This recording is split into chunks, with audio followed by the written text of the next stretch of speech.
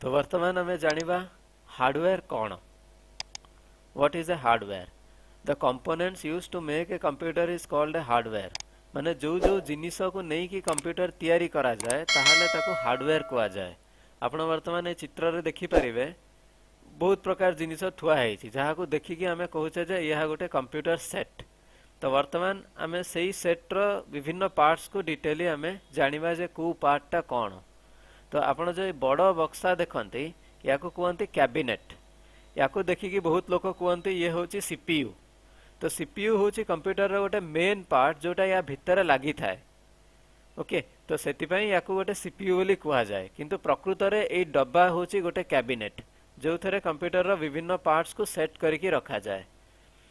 तो कैबिनेट भितर प्रथम पार्ट हूँ एसएमपीएस। एसएमपीएस को कहा जाए स्विच मोड पावर सप्लाई। यार काम है distribution of power to different parts of computer माने कंप्यूटर रो विभिन्न भाग को पावर सप्लाई करने को एसएमपीएस कहा जाए। फॉर एग्जांपल कंप्यूटर रे आपण एठी कीबोर्ड देखुचंती माउस देखुचंती या भितर गोटे एलईडी लाइट जळुची देखुचंती। तो सबु जिंस को पावर दरकार आ सबु जिंस को विभिन्न विभिन्न मात्रा रे अलगा अलगा पावर दरकार। जेमिति गोटे कीबोर्ड को जते पावर दरकार या एलईडी को ताठू कम पावर दरकार।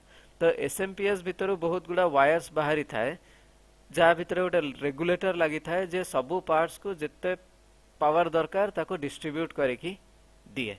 तो यह हूँ एसएमपीएस। एसएमपीएस परे हूँ मदरबोर्ड। तो यही जो चित्र आप देखुंती या मदरबोर्ड कहा जाए। तो motherboard it is A silicon graphic.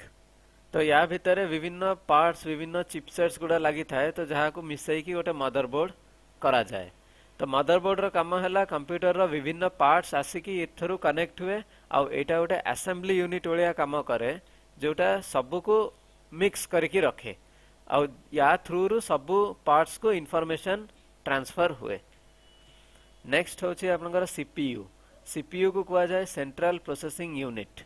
Central processing unit होची कंप्यूटर रो brain. It processes everything from basic to complex functions. तो कंप्यूटर को जहाँ भी काम कहा जाए सेटा सीपीयू आपन को कंप्लीट करके दिए। तापर आसुची रैम। रैम होची random access memory. Random access memory या कहा जाए temporary storage device for calculations of data. जेकोसी काम करियार किसी रफ जगह दरकार पड़े जोटा रैम रे हमें यूज करे। तापर आसुची स्टोरेज डिवाइस। स्टोरेज डिवाइस माने सपोज आम गोटे काम करिचे तार हमको आंसर दरकार फाइनल आउटपुट दरकार। तो फाइनल आउटपुटटा हार्ड डिस्क ड्राइव रे स्टोरेज करा जाए। तो आपनकर मदरबोर्ड सीपीयू रैम और स्टोरेज डिवाइस यही चारिटा को भल से बुझापी गोटे एग्जांपल कराई जोटा आम डिटेली जानिबा।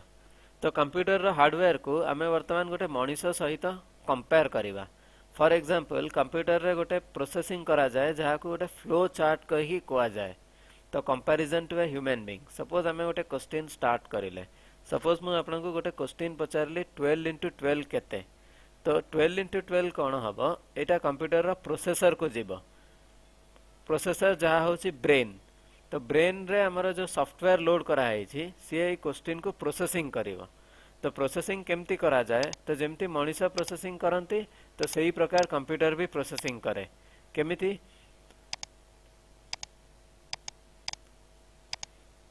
आम ये 1 to 12 लिखिले आम इंटू 12 लिखिले।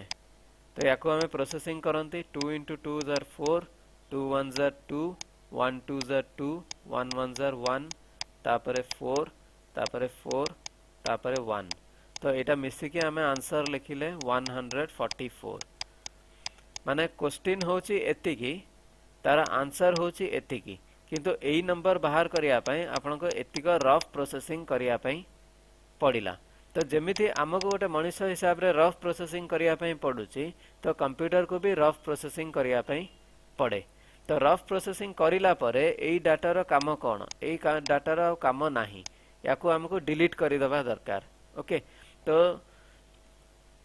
आमे कौन करछे आमे प्रोसेस करला परे आमे मेमोरी रे आउ एटा रहुनी आमे खाली आंसर को बुझुचे आउ क्वेश्चन को बुझुचे ओके।